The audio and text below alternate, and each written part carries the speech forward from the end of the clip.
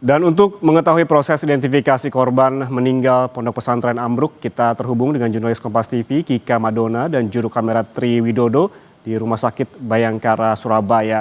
Kika, selamat siang. Masih ada 31 kantong jenazah yang perlu diidentifikasi. Bagaimana progresnya hingga siang hari ini dan apakah ada kendala dalam proses identifikasi ini, Kika?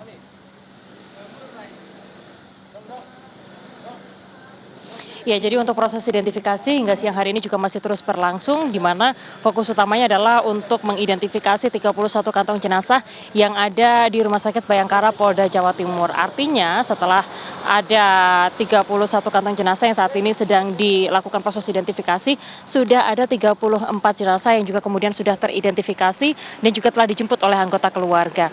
Kendala-kendala yang juga kemudian dihadapi ini adalah karena memang untuk proses pencocokan baik itu DNA, lalu juga dari korban ini sebagian besar tidak memiliki KTP seperti itu, sehingga sidik jari ini yang juga menjadi kendala untuk kemudian melakukan upaya pencocokan untuk identifikasi dari korban ambruknya bangunan Pondok Pesantren Al-Qazini Sidoarjo, Jawa Timur.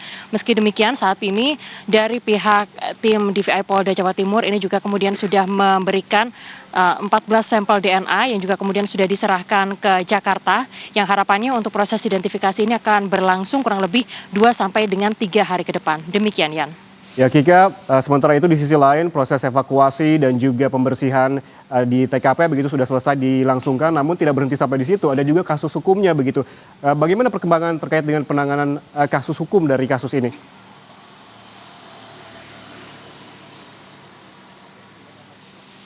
Iya, hal ini juga telah kami konfirmasi dengan Kabid Humas Polda Jawa Timur Kombes Pol Jules yang menyatakan bahwa nantinya untuk proses penyelidikan terhadap peristiwa ini, yaitu ambruknya bangunan Pondok Pesantren Al-Qazini Sidoarjo, Jawa Timur, ini akan dilakukan setelah proses identifikasi dari seluruh korban sudah dilakukan, dan juga proses pembersihan di lokasi TKP atau tempat kejadian perkara di Pondok Pesantren Al-Qazini Sidoarjo, Jawa Timur sudah rampung dan juga bersih sepenuhnya.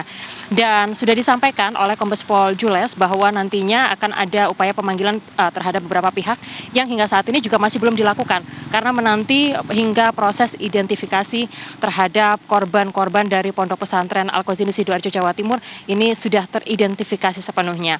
Namun terkait dengan bagaimana penanganan hukum terkait dengan kasus ini, kami juga sempat berbincang dengan sejumlah anggota keluarga, wali santri dalam hal ini, yang menyatakan ada beberapa yang menyatakan bahwa mereka ikhlas, yang mana peristiwa ini merupakan bagian dari bencana yang juga merupakan takdir dari Tuhan. Namun ada juga wali murid yang juga kemudian berpendapat berharap agar ada pertanggungjawaban seperti itu terkait dengan peristiwa ini, yang kami hadirkan petikan wawancaranya berikut ini. Jadi baiknya ini dilakukan diteruskan aja. Kalau memang pun ada pemeriksaan ya secara objektif itu dilakukan saja. Kalau untuk keluarga hanya mendesak itu aja supaya ada pertanggungjawaban. Artinya setuju untuk kerana hukum gitu ya, Kak? Setuju sekali. Karena bentuk-bentuk kelalaian ini supaya tidak terulang kembali. Meskipun pada akhirnya kita nggak tahu hasil akhirnya seperti apa. Lagi-lagi harus diingatkan dan diingatkan, berulang-ulang kali diingatkan. Apalagi ini menimpa korban kebetulan keponakan saya sendiri gitu.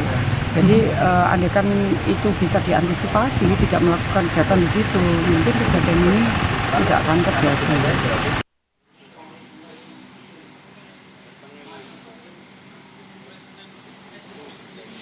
Penanganan kasus hukum ini membuat akhirnya pendapat dari wali murid, wali santri ini kemudian terbelah. Sebagian meminta agar kemudian tidak melanjutkan peristiwa ini atau kasus ini karena hukum. Namun ada juga yang meminta agar kasus ini juga kemudian masuk karena hukum dan juga memintai pertanggungjawaban baik itu kepada pihak pondok pesantren maupun dari pihak yayasan. Karena harapannya agar peristiwa serupa tidak lagi terulang atau tidak lagi terjadi di kemudian hari. Sehingga hal ini juga kemudian disampaikan oleh para wali murid dan juga wali santri yang hingga saat ini juga masih menanti proses identifikasi yang sedang berjalan, salah satunya adalah di Rumah Sakit Bayangkara Polda Jawa Timur. Demikian, Yan Rahman.